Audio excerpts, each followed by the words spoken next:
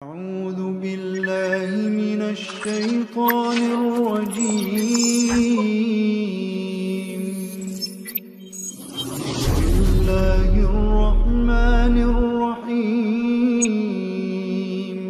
الحمد لله نحمده ونستعينه ونستغفره ونعوذ بالله من شرور أنفسنا ومن سيئات أعمالنا، من يهده الله فلا مضل له ومن يضلل فلا هادي له، ونشهد أن لا إله إلا الله وحده لا شريك له، ونشهد أن محمدا عبده ورسوله أرسله بالحق بشيرا ونذيرا بين يدي الساعة، من يطع الله ورسوله فقد رشد، ومن يعصها فإنه لا يضر إلا نفسه ولا يضر الله شيئا. أما بعد، فقد قال الله تعالى في كلامه الجليل والفرقان الحميد: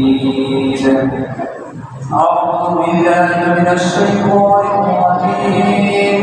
بسم الله الرحمن الرحيم: والعصر إن الإنسان لفي خسر إلا الذين آمنوا وعملوا الصالحات وتواصوا بالحق وتواصوا بالصبر. فقال النبي صلى الله عليه وسلم: نعمتان مغبون فيهما كثير من الناس، الصحة والفراغ، أو كما قال عليه الصلاة والسلام. মহান আল্লাহ রাব্বুল আলামিনের বিশেষ করুণা যে মহান আল্লাহ আমাদেরকে পবিত্র জুমার দিনে জুমার নামাজ পড়ার জন্য আপনি মসজিদে এসে একত্রিত হওয়ার তৌফিক দান করেছেন, এজন্য সকলে বলি আলহামদুলিল্লাহ। আজ যে বিষয়টি নিয়ে আমি আলোচনা করব সেই বিষয়টি হচ্ছে যে সময়ের গুরুত্ব প্রসঙ্গে। কেননা আপনারা জানেন আজকে হচ্ছে জিলহজ মাসের 28 তারিখ।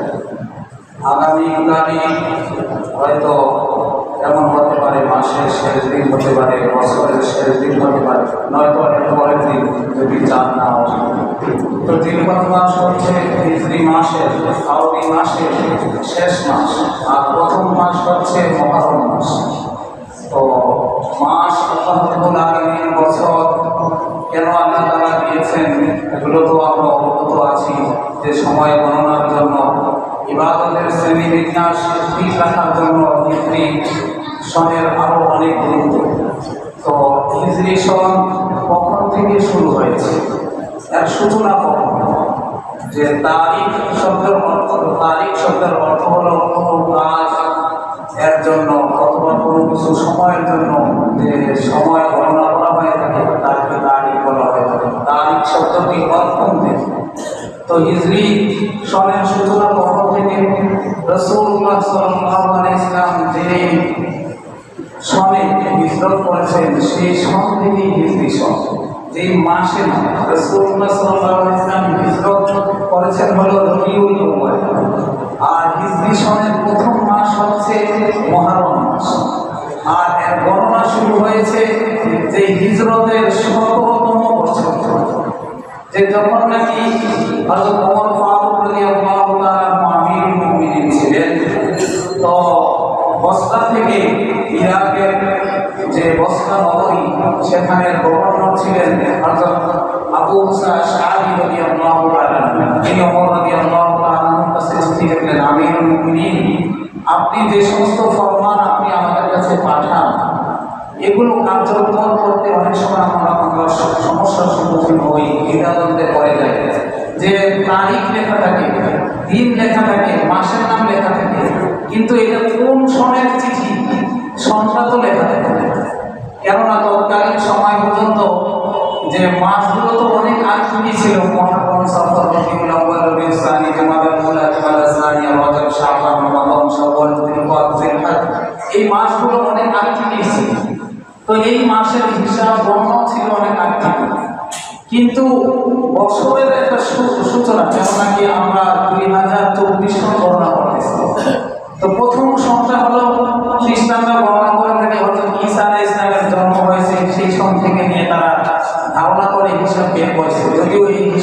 নয়। তো ঠিক তদ্রুপ হিজরি সনের প্রথম বছরটা কোনটা হবে এমন বর্ণনা করা আসতো না, বরং এর আগে বর্ণনা ছিল কেবল এই যে আমুল ফিল, অর্থাৎ যে বছর হস্তি বাহিনীর ঘটনা ঘটেছে, আল্লাহ তাআলা আব্রাহাকে ধ্বংস করেছে, তার বাহিনীকে ধ্বংস করেছে, এর আশপাশের বছরগুলোকে এইভাবে গণনা করে। যেমন রাসূলুল্লাহ সাল্লাল্লাহু আলাইহি ওয়াসাল্লামের জন্ম তারিখ, জন্ম সহ বলা হতো আমুল ফিল। যে হস্তি বাহিনীর ঘটনার 52 দিন পরে রাসূলুল্লাহ সাল্লাল্লাহু আলাইহি ওয়াসাল্লামের জন্ম হয়েছিল, তাই সন লেখা হতো আমুল ফিল। আর তারিখ তো জানাই ছিল, তো রবিউল আউয়াল মাসের সোমবার দিন। তো এইভাবে রাসূলুল্লাহ সাল্লাল্লাহু আলাইহি ওয়াসাল্লাম জন্ম তারিখ বলা হয়। ঠিক তদ্রুপভাবে উল্লেখযোগ্য যে কোনো ঘটনাই ঘটত, এর আশপাশে যদি কিছু হতো, যেমন আমরা বলি না বন্যার বছর হিসাব হয়েছে, বন্যার 2 বছর আগে, বন্যার 2 বছর পরে, যে 88 সনের যে উল্লেখযোগ্য যে বন্যা, এই বন্যা করে আমরা বলি। তো এমনই ছিল তৎকালীন সময় যে কোনো একটা উল্লেখযোগ্য ঘটনাকে কেন্দ্র করে সনের হিসাবটা করতে হবে। তো হযরত আবু মুসা আশআরী রাদিয়াল্লাহু তাআলা বললেন যে এটা নির্দিষ্ট থাকা দরকার। হযরত ওমর রাদিয়াল্লাহু তাআলা এটা গুরুত্ব উপলব্ধি করলেন।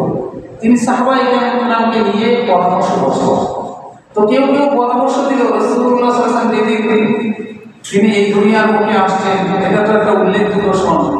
খ্রিস্টানরা যেমন নাকি ঈসা আলাইহিস সালামের জন্মদিবস বের করেছে, জন্মের সন, আমরাও এই সনকে বর্ণনা করব।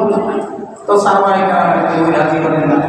কেউ পরামর্শ দিল তাহলে রাসূলুল্লাহ সাল্লাল্লাহু আলাইহি ওয়াসাল্লামের যেদিন ওফাত হয়েছে সেদিন থেকে, এতেও কেউ রাজি হলেন না। কেননা ইসলামে জন্ম এবং মৃত্যু দিবস পালনের এবং এগুলো উদযাপনের কোনো সুযোগ নেই, কাজে সম্পন্ন করার কোনো সুযোগ নেই।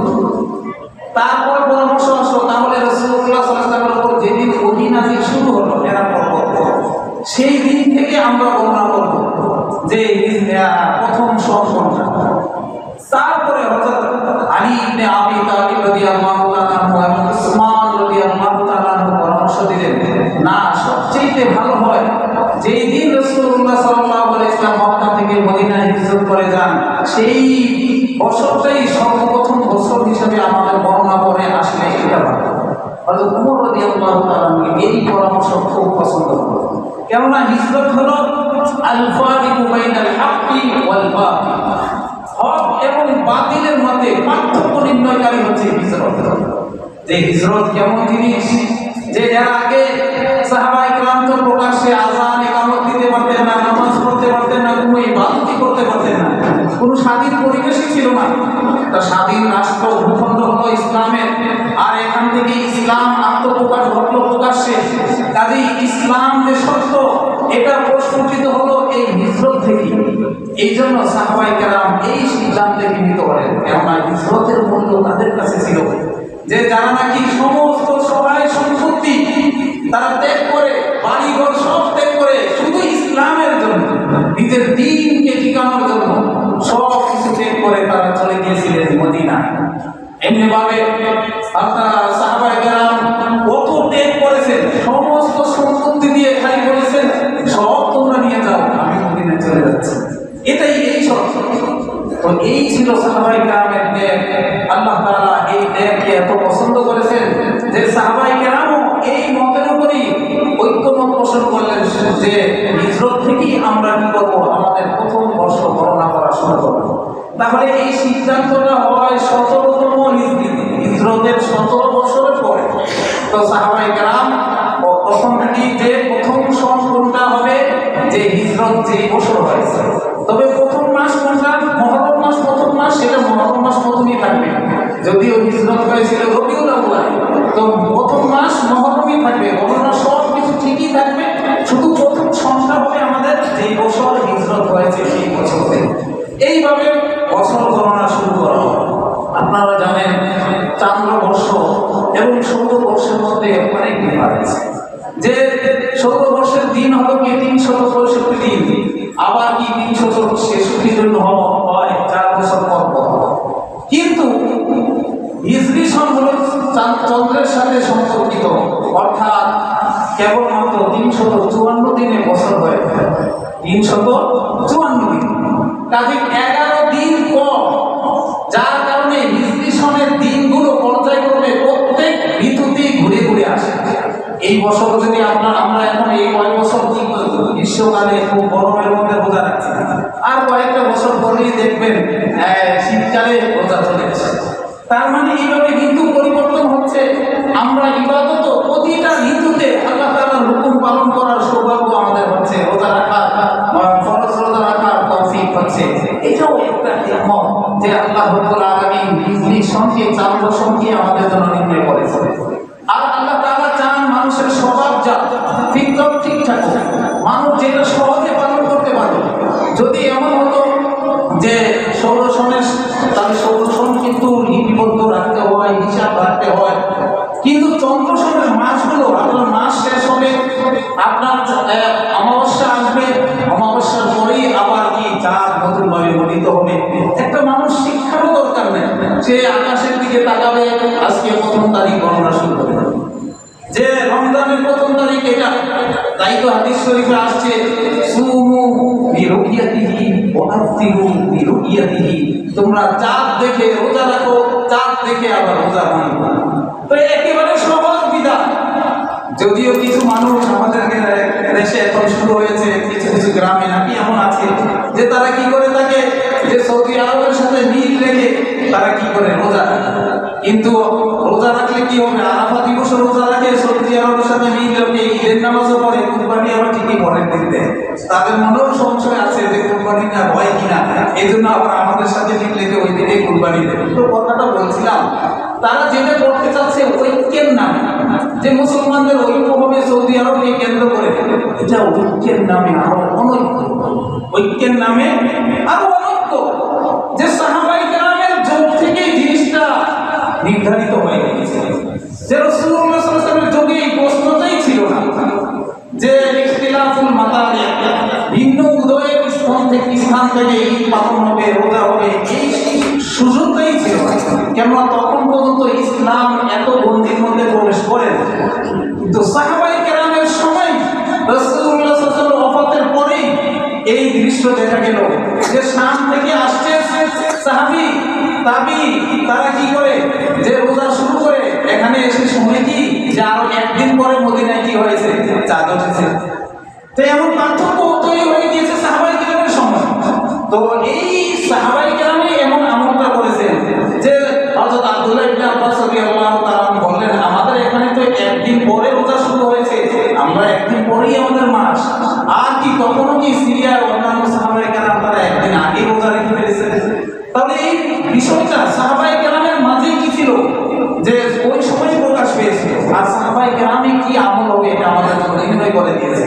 এখন নতুন ভাবে আবার ঐক্যের নামে আমরা নতুন নতুন যেন এমন সমস্যা তৈরি না করি, আল্লাহ তাআলা আমাদের হেফাজত করুন। যে কথাটা বলছিলাম, এটা একটা সহজ সমাধান। চাঁদ দেখবো, রোজা রাখবো। চাঁদ দেখবো না, তার মানে আজকে 29 তারিখে চাঁদ ওঠে নাই, 30 দিন পর্যন্ত। তো এইভাবে 354 দিনে বছর পূর্ণ হয়। আর দেখুন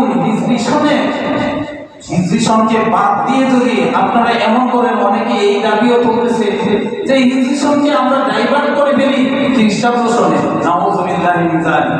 দেখুন না, হিজরি সনের যে এবং হিজরি ইসলামের গণনাগুলোকে আমরা কি করি, খ্রিস্টাব্দ সনে গণনা করি, যে অমুক তারিখে এটা হয়েছে। আমি আপনাদেরকে বুঝাই যে মাহে রমজানের 17 তারিখে বদর যুদ্ধ হয়েছে। এখন এটা আপনাকে ডাইভার্ট করে যদি কনভার্ট করে যদি আপনি খ্রিস্টাব্দ সনে গণনা করেন, তাহলে কি এটার কি মাহে রমজান বলা হবে তখন? এটা মাহে রমজানে বলতে এটা যে একটা কত আবেদন, কত একটা আবেগ আসে যে মাহে রমজানে বদর যুদ্ধ হয়েছে। ঠিক আমার জন্ম তারিখটাই 15ই শাবানের রাত্রিতে হয়েছে, যে রাত্রিতে সকলে ইবাদত করে গুনাহ মাফের জন্য। এখন আমার এই জন্ম তারিখটা যদি কি যে 1 আগস্ট হিসাবে এখন আমি হিসাব গণনা করি, তো 15ই শাবান বলতে যে একটা আবেদন, যে একটা আবেগ তৈরি হয়, যে একটা পবিত্র রাত্রিতে হয়েছে, এটাকে এখন যদি কি বলি যে 1 আগস্ট বলি, তখন কিন্তু আর সেই আবেদনটা আসে, সেই মহাব্বতটা তৈরি হয়। তো বলছিলাম হিজরি সন তারিখের মধ্যে এমন একটা আমাদের জন্য মহাব্বতের বিষয় রয়েছে। শুধু তাই নয়, হিজরি সন গণনা করা ফরজে কিফায়া। বলেন তো কি ফরজে কিফায়া? যদি বাংলাদেশে আমাদের এলাকার কোনো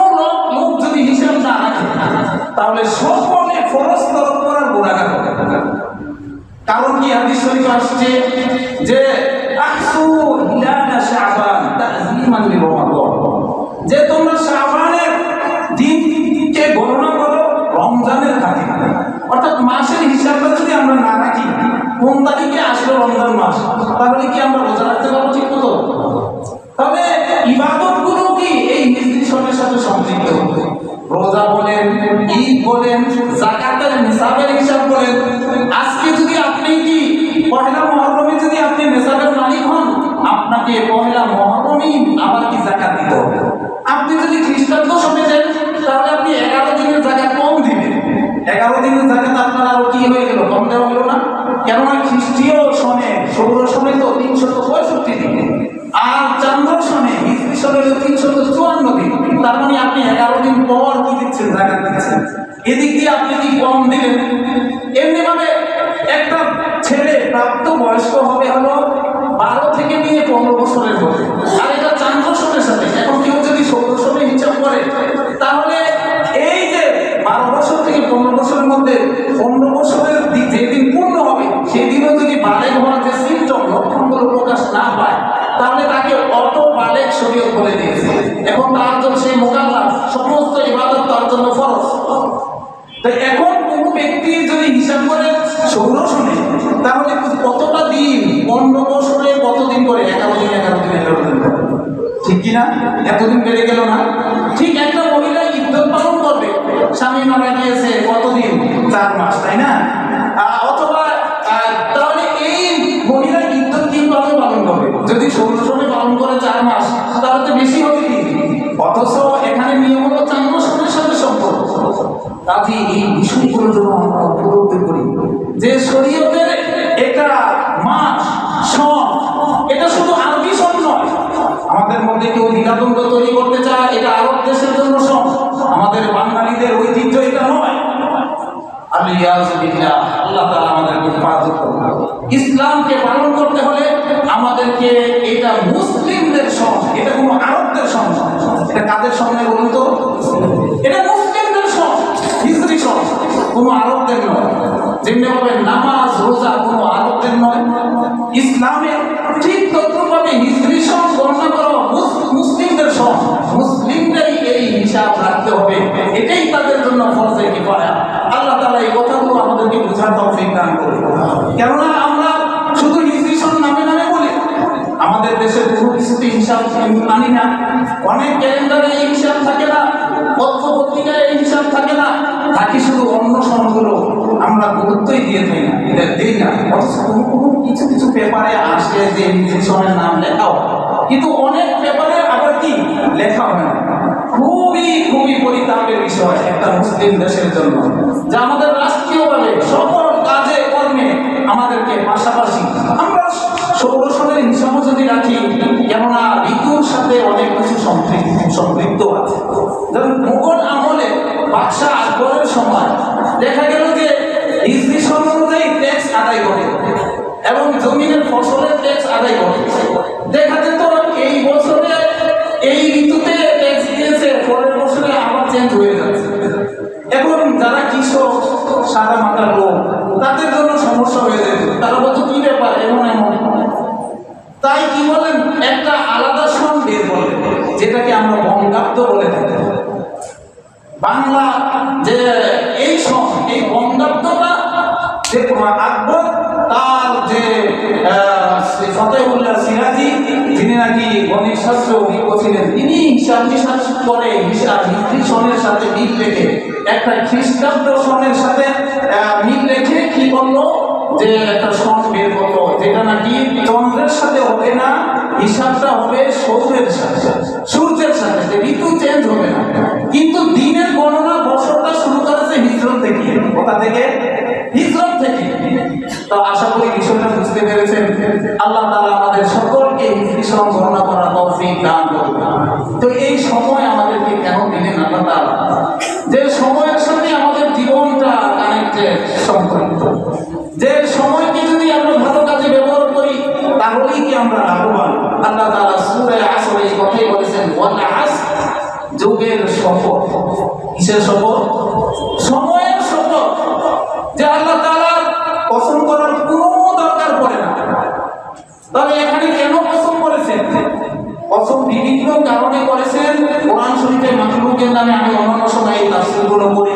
আজকে সময় কম। তো বলছিলাম এখানে একটা হিকমত এটাও নিহিত, এই জন্য পছন্দ করেছেন মানুষের কি মনের দিকে লক্ষ্য রেখে। কেননা মানুষের একটা স্বভাব এটা যে পছন্দ করলে কোনো কিছু মানুষের সহজে বিশ্বাস আসে। হ্যাঁ, একটা মিথ্যাবাদী লোক যদি পছন্দ করে, হ্যাঁ মনে সত্যি করছে, তো কসম এমন একটা জিনিস। তো আল্লাহ তাআলা তো পছন্দ করেন কোন জিনিসের গুরুত্ব বাড়ানোর জন্য, যেমন সময়ের গুরুত্ব বাড়ানোর জন্য এখানে পছন্দ করেছেন। এটাও একটা হিকমত যে মানুষের ফিতরত স্বভাবকে রক্ষা করা, এই জন্য আল্লাহ তাআলা কি করেছেন, পছন্দ করেছেন। আপনারা দেখবেন কেউ যদি কারো স্বভাবের প্রতি ফিতরতের প্রতি লক্ষ্য রাখে, তার সাথে মিল মহব্বত বেশি হয়। দেখবেন যে সমস্ত স্ত্রীরা স্বামীর ফিতরত স্বভাবের প্রতি লক্ষ্য রাখে, একটা কালো মেয়ে এত সুখের সংসার করে, অশিক্ষিত মেয়ে এত সুখের সংসার গড়ে তোলে, আর একটা শিক্ষিতা মেয়ে সম্ভ্রান্ত মেয়ে আর কি সে রূপ গুণের গুণই অভাব নাই, এই মেয়েও সংসার করতে পারে না, স্বামীর ফিতরত স্বভাব বুঝতে চায়। তো বলছিলাম যখন একে অপরের ফিতরত স্বভাব বুঝতে চায়, আবার স্বামীও স্ত্রীর স্বভাব বুঝে কাজ করে, তো এমন বললেই দুইজনের মধ্যে মিল মহব্বত হয়। আল্লাহ তাআলা এটা চান, তিনি সমস্ত জিনিসের ক্ষমতার অধিকারী হওয়া সত্ত্বেও বান্দার স্বভাবের প্রতি লক্ষ্য রেখে তিনি এখানে কি করলেন, পছন্দ করলেন। দেখুন হযরত আবু বকর রাদিয়াল্লাহু তাআলা আনহুকে রাসূলুল্লাহ সাল্লাল্লাহু আলাইহি ওয়াসাল্লাম কেন এত ভালোবাসতেন, যে তিনি রাসূলুল্লাহ সাল্লাল্লাহু আলাইহি ওয়াসাল্লামের ফিতরত স্বভাব বোঝার চেষ্টা করতেন। এই হিজরতের সময় যিনি রাতের বেলা গিয়ে নক করেছেন, সাথে সাথে দরজা খুলে দিয়েছে। রাসূলুল্লাহ সাল্লাল্লাহু আলাইহি ওয়াসাল্লাম বলেন, আবু বকর তুমি কি রাতে ঘুমাও না?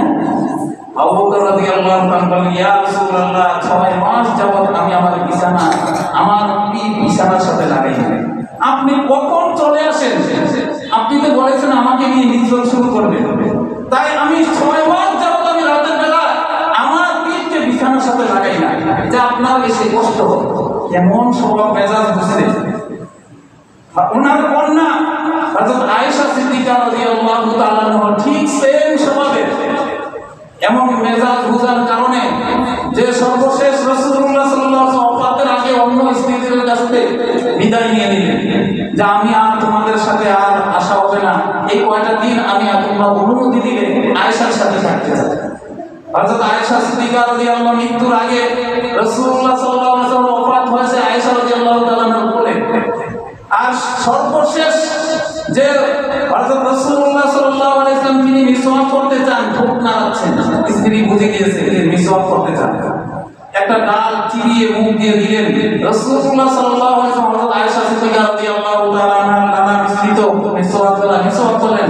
তারপর আয়েশা সিদ্দিকা রাদিয়াল্লাহু তাআলা আনহা সেই ডালকে আবার নিজে নিয়ে মিসওয়াক করলেন, চুষে খেয়ে ফেললেন আল্লাহর রাসূলের দ্বারা, আর তারপরই ইন্তেকাল হয়ে গেল।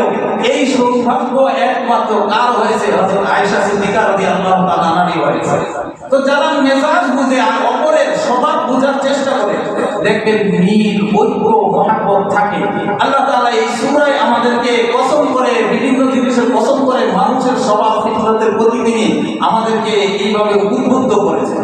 তো আল্লাহ তাআলা বলতেছেন সময়ের কসম, ইন্নাল ইনসানা লাফি খুসর, নিশ্চয়ই সমস্ত মানুষ ক্ষতিগ্রস্ত, সবাই ক্ষতির মধ্যে আছে।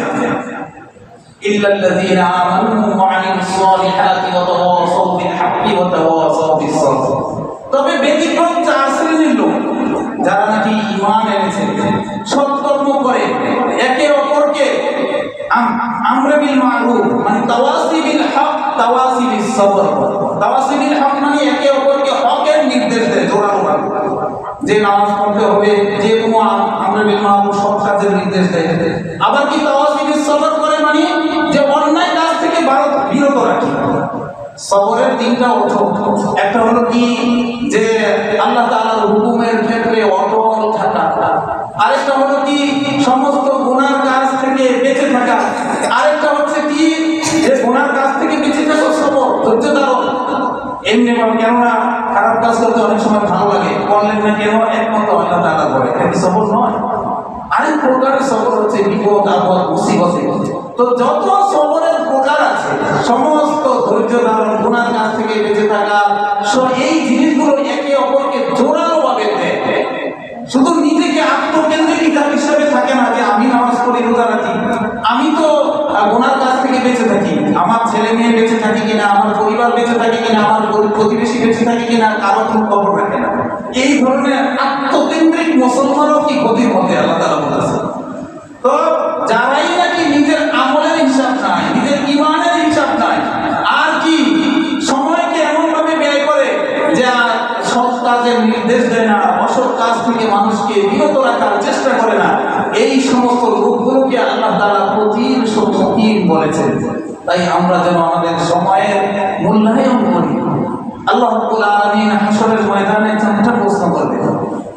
এই চার প্রশ্নের উত্তর না দিয়ে আমরা বিন্দুমাত্র সামনে অগ্রসর হতে পারবো না।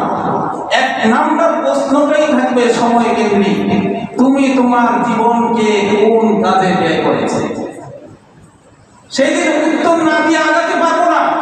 সেদিন যদি বলি জীবনকে ব্যয় করেছি এইভাবে এইভাবে, পড়াশোনা করেছি, তার শৈশব এইভাবে কেটেছে, তারপরে যৌবনে চাকরি করেছি, তারপরে এইভাবে, এগুলো যদি দেই সেদিন পার করা যাবে না।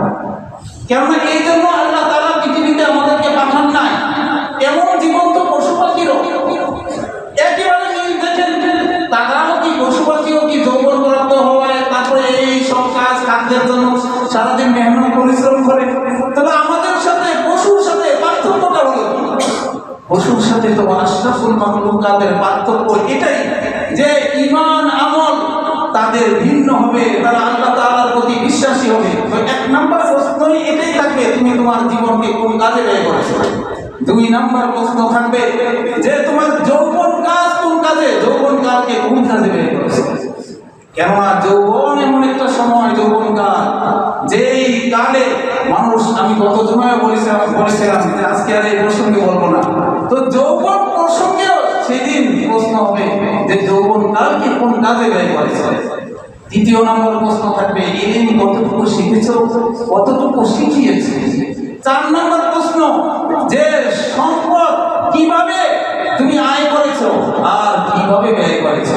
এমন যেন না হয় যে আমি মনে করি পুঁজিতন্ত্রের থিওরি আমার মধ্যে কাজ না করে আমার সম্পদ আমি যেভাবে ইচ্ছা সেভাবে উপার্জন করবো, সেভাবে যেভাবে ইচ্ছা সেভাবে ব্যয় করবো।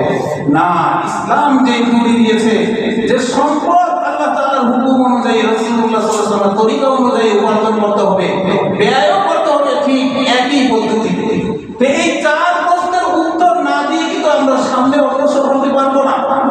হাদিস শরীফে আসছে নি'মাতানি মাগবুনুন কাসীরুন মিনান নাস আস-সিহহাতু ওয়াল ফারাগ, যে দুইটা নিয়ামত এমন উল্লেখযোগ্য দুইটা নিয়ামত, যেই দুইটা নিয়ামতের ব্যাপারে মানুষ প্রতারিত হয়, ধোঁকা দিয়ে থাকে যে তার ক্ষতিগ্রস্ত এই দুইটা নিয়ামতের ব্যাপারে। অত সবচাইতে বেশি মূল্যায়ন করা উচিত এই দুই নিয়ামতের, কিন্তু এই দুই নিয়ামতের বেশি মানুষ ক্ষতিগ্রস্ত হচ্ছে। এক নম্বর হলো আসিফাতু, দুই নম্বর হলো আল ফারাগ। এক নম্বর সুস্থতা। সুস্থ যতদিন মানুষ থাকে সে চিন্তাও করতে পারে না আগামীকালটাই তার জন্য সুস্থতা হয়ে আনছে। সে কখন স্ট্রোক করে বসবে, সে অ্যাক্সিডেন্ট করে বসবে, তার একটা পা থাকবে না, অথবা কত বিপদ যে তার জন্য আছে সামনের সময়, এটা চিন্তা করে না। তো যেই কদিন সুস্থ আছে এই সুস্থতার মূল্যায়ন করতে হবে, এই সুস্থতাকে ভালো কাজে ব্যয় করতে হবে। কেননা সুস্থতা অনেক বড় নিয়ামত, কিন্তু আমাদের কিন্তু স্বভাব হচ্ছে যৌবনকে আমরা সম্পদের পিছনে ব্যয় করে দিই, কিন্তু একটু আরাম আয়েশের দিকে চিন্তা করি না। তারপরে যখন নাকি যে সম্পদ ব্যয় করার একটু সুখ করার চিন্তা করি তখন অসুস্থতা চলে আসে, খেতেও পারি না ঠিক মতো। যে লিমিটেড খাবার এতটুকু খাও, এর বেশি খাবে ডায়াবেটিস বেড়ে যাবে, সুগার বেড়ে যাবে। তো বলছিলাম এমনটা যেন না, যে সুস্থতার প্রতি যেন আমরা চিন্তা করি। তো এই নিয়ামতের ব্যাপারে যেন আমরা ধোঁকা না খেয়ে যাই। দুই নম্বর বড় একটা নিয়ামত যে ওয়াল ফারাগ, সময়, অবসর। যে সময় আমরা চিন্তা করতেছি আজকে আমার সময় আছে, কালকেও থাকবে না, কালকে এমন ব্যস্ততা চলে আসতে পারে যে আমরা আল্লাহ তাআলার হুকুম ঠিক মতো পালন করতে পারবো। সময়ের মূল্যায়ন করা মুমিনের, প্রতিটা মুমিনের দায়িত্ব। আল্লাহ তাআলা দেখেন সব কিছু হুকুম আহকাম দিয়েছেন সময়ের সাথে সম্পৃক্ত করে। ইন্নাস সালাতা কানাত আলাল মুমিনিনা কিতাবাম মাওকুতা, নিশ্চয়ই নামাজ মুমিনদের উপর নির্ধারিত সময়ে অবধারিত, নির্ধারিত সময়ে নামাজ পড়তে হবে। এই সময়ের পরে নামাজ পড়া যাবে না। সময়ের ব্যাপারে আল্লাহ তাআলার কাছে হিসাব নিকাশ দেওয়ার আগেই যেন আমরা চিন্তা করি যে এই সময়কে আমি কোন কাজে ব্যয় করছি, কিভাবে আমি সময়কে ব্যয় করছি। প্রতিটা সময়ের জন্য, মুহূর্তের জন্য আমাদেরকে আল্লাহ তাআলার সামনে হিসাব দিতে হবে। আমি তো মনে করতেছি আমার বয়স হয়ে গেছে, না আমি বড়, না আমার বয়স কম। আমার হায়াত যদি 60 বছর হয়ে থাকে, আজকে যদি 40 বছর হয়ে যায়, তাহলে আমার 40 বছর কমে গিয়েছে। এখন আমার বয়স তো কমে গিয়েছে, এখন আমি হলো আর কি 20 বছর বেঁচে থাকতে। তাই সময়ের এইভাবে যেন চিন্তা করি, প্রতিটা মুহূর্ত আমার কাছ থেকে চলে যাচ্ছে যখন, যে এর জন্য আল্লাহ তাআলার কাছে আমাদের হিসাব নিকাশ দিতে হবে। কেননা সাহাবায়ে কেরাম এবং মুসলিম যে সমস্ত মনীষীগণ তারা সময়ের এমন এমন মূল্যায়ন করেছেন, চিন্তাই ধরবে না আপনার। ইমাম আবু ইউসুফ রাহমাতুল্লাহি আলাইহি সম্পর্কে বর্ণিত আছে, মৃত্যু শয্যায় শায়িত ওনার ছাত্র ইব্রাহিম ইবনে জাররাহ ওনাকে দেখতে আসছেন। তো ইব্রাহিম ইবনে জাররাহ এসে দেখে তিনি সেন্সলেস অবস্থায় আছে, মানে মারাই গেল কিনা, একটু নাড়াচাড়ার পর আবার সেন্স আসছে। তো সেন্স আসার পরে ইব্রাহিম ইবনে জাররাহর সাথে কথা বলতে শুরু করে দিলেন। তো বলো তো ইব্রাহিম ইবনে জাররাহ, এই মাসালাটা নিয়ে আলোচনা করা দরকার।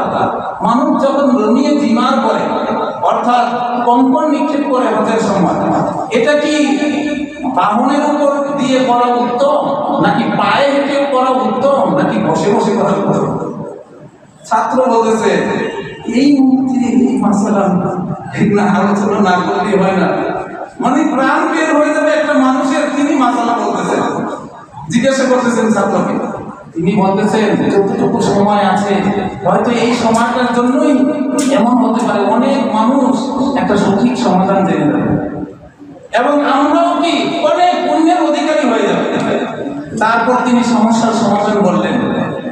তিনি ছাত্র বলতেছেন ইব্রাহিম ইবনে জাররাহ, ওনার সাথে আমার কথাবার্তা শেষ হওয়ার পর আমি হুজরা থেকে বের হয়েছি আর ঘরের লোকের কান্না শুরু হয়ে গেছে, মানে প্রাণবায়ু ত্যাগ করেছেন, ইন্তেকাল করেছেন। মানে এই শেষ মুহূর্তে এইভাবে মাসালার আলোচনা। ইমাম আবু ইউসুফ রাহমাতুল্লাহি আলাইহি প্রসঙ্গে বর্ণিত আছে, ওনার ছেলে মারা গিয়েছে, ইলম শিখে বিবাহ করে ফেলেছেন, ছেলে আছে, এই অবস্থায় ইলম শিখে কার কাছে? অর্থাৎ ইমাম আবু হানিফা রাহমাতুল্লাহি আলাইহির কাছে নিয়মিত, একটা মুহূর্তের জন্য মিস করেন না। তো একদিন ওনার ছোট ছেলে মারা গিয়েছে, এখন ছোট ছেলের কাফন দাফন গোসল এগুলো করাতে গেলে, নামাজ পড়াতে বলে ওই দিনের 10 মিস হয়ে যাবে। প্রতিবেশীকে দায়িত্ব দিলেন, তোমরা আমার এই ছেলের কাফন দাফন করাবে, গোসল করাবে, তোমরা সব করবে। কেননা আমি যদি আজকে না যাই, আমার উস্তাদের মুখ থেকে এমন এমন কথা বের হবে যেগুলো না শোনার কারণে আমাকে আফসোস করতে হবে। তাই তিনি চলে গেলেন যে উস্তাদের কাছে। এইভাবে সময়ের মূল্যায়ন করছে। এক প্রখ্যাত দাবি যে তার সাথে একজনে এসে বললেন যে আপনার সাথে একটু কথা বলতে চাই। তিনি বললেন, যদি আমার সাথে কথা বলতে হয় তাহলে সূর্যটাকে একটু আটকিয়ে রাখো, তাহলে আমি তোমার সাথে গল্প করবো। কেননা সূর্যকে যখন তুমি আটকে রাখতে পারবে না, কাজে আমার তো অনেক ক্ষতি হয়ে যাবে, আমার জীবন থেকে এই সময়টা শেষ হয়ে যাবে, যে সময়টা আমার কাজে লাগানো হয়। দেখুন তারা সময় এইভাবে মূল্যায়ন করেছে। এমনি ভাবে আল্লামা ইবনে হাজার আসকালানী রাহমাতুল্লাহি আলাইহি, তিনি বর্ণিত আছে ওনার প্রসঙ্গে যে তিনি যখন নাকি কলম লিখতে লিখতে লিখতে হাদিস লিখতে লিখতে লিখতে লিখতে লিখতে গিয়ে এক সময় এমন হতো যে নিটটা ভেঙে যেত। এখনকার দিনের মতো নিট না, তখন ছিল কি বাঁশের কঞ্চি দিয়ে বানাতো, আবার চিকন করতে হতো কেটে কেটে। যেই সময়টা চিকন করতেছেন, নিট তৈরি করতেছেন, ওই সময়টা নষ্ট হবে, ওই সময়টায় সুবহানাল্লাহ আলহামদুলিল্লাহ আল্লাহু আকবার লা ইলাহা ইল্লাল্লাহ বলতেছেন। অনেকেই বুঝেছেন সময়ের মূল্যায়ন। যেমন হাদিস শরীফে আসছে, কেউ যদি সুবহানাল্লাহ আলহামদুলিল্লাহ আল্লাহু আকবার লা ইলাহা ইল্লাল্লাহ বলে, তার জন্য এটা এই দুনিয়াতে সূর্য যে সমস্ত জিনিসের উপর উদয় হয়, সমস্ত জিনিসের চাইতে মূল্যবান হলো সুবহানাল্লাহ আলহামদুলিল্লাহ আল্লাহু আকবার লা ইলাহা ইল্লাল্লাহ। যখন আমাদের প্রাণ বায়ু বের হয়ে যাবে, সেদিন আমরা এর মূল্য বুঝতে পারবো। কত সময় আমরা অপচয় করছি, কত সময় আমরা নষ্ট করছি।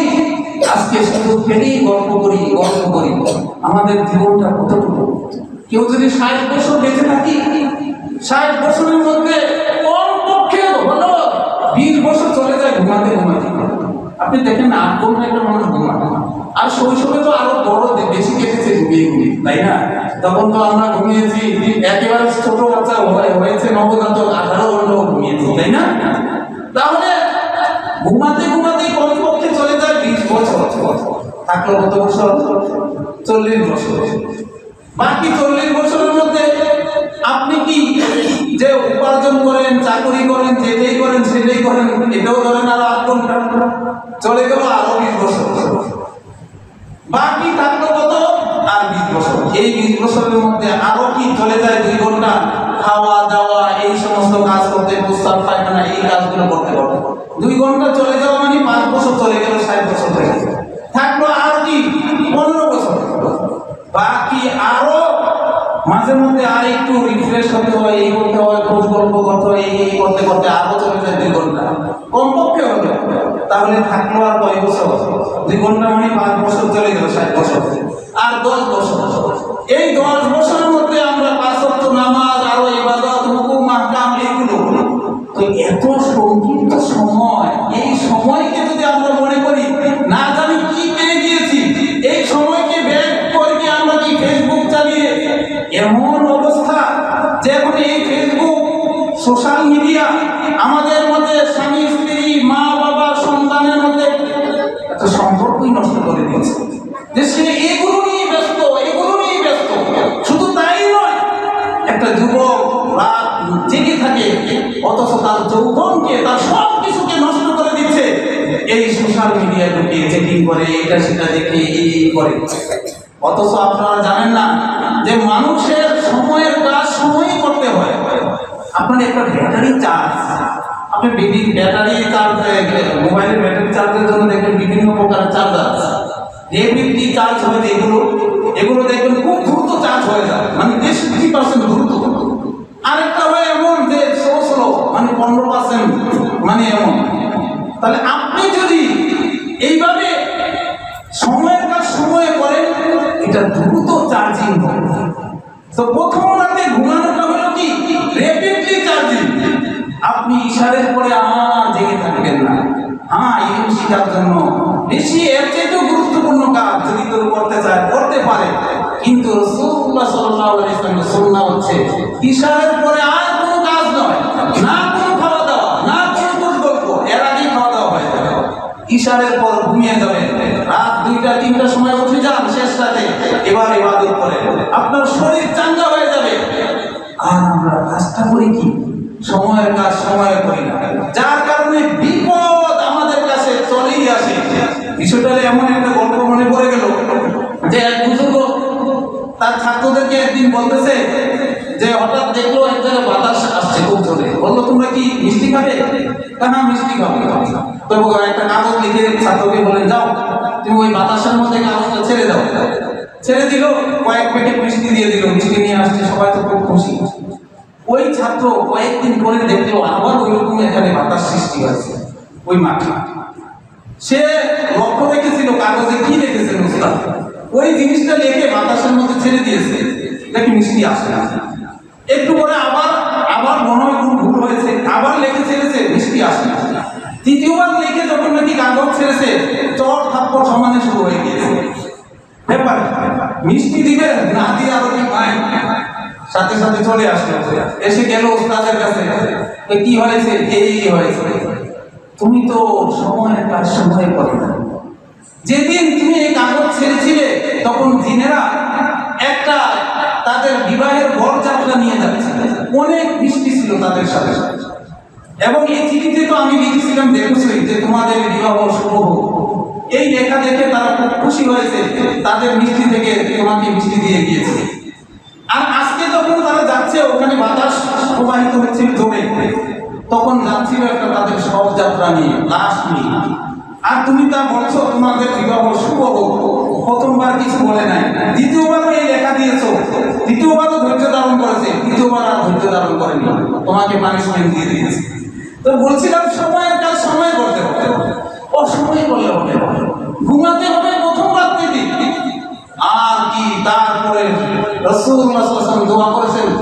আল্লাহুম্মা বারিক লি উম্মতি ফি বুকুরিহা, হে আল্লাহ আমার উম্মতের সকালের মধ্যে বরকত দান করুন।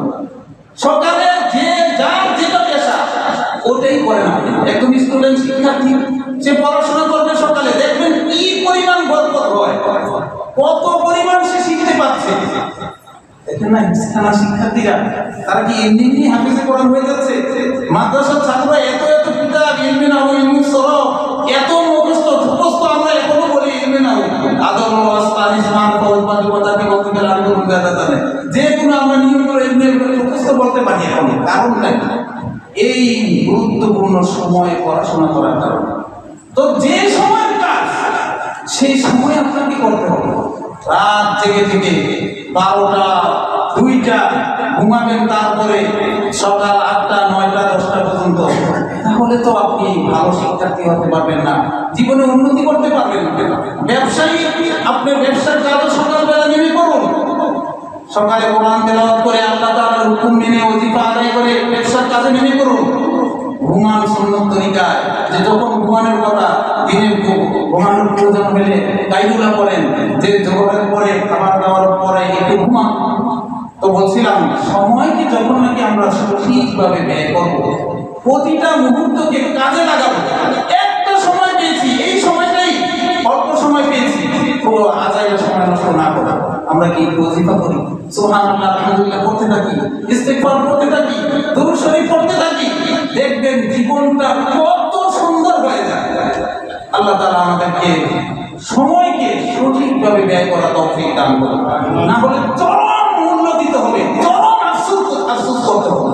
সেদিন যতই কান্নাকাটি করে বলেন রব্বানা আবসারনা ফারজি'না না'মাল সালিহান ইন্না মুমিনুন, ইয়া আল্লাহ আমরা দেখলাম মানলাম, আপনি আবার আমাদেরকে একটু সুযোগ দেন, দুনিয়ায় আসি আমল করব, আমরা ঈমান আনছি, কোনো কাজে আসি। আল্লাহ তাআলা আমাদেরকে সঠিক সময়ের মূল্যায়ন করার তৌফিক দান করুন। হিজরি সন শুরু হবে 2 দিন পরে বা 1 দিন পরে। আমরা এই হিজরি সন এখান থেকে সময়ের আলোচনা কিছুটা করলাম। তো হিজরি সন আমাদের মুসলমানদের সন, এই বিষয়টাও আলোচনা করেছি। আল্লাহ তাআলা এই বিষয়গুলো আমাদের সকলকে বোঝার তৌফিক দান করুন।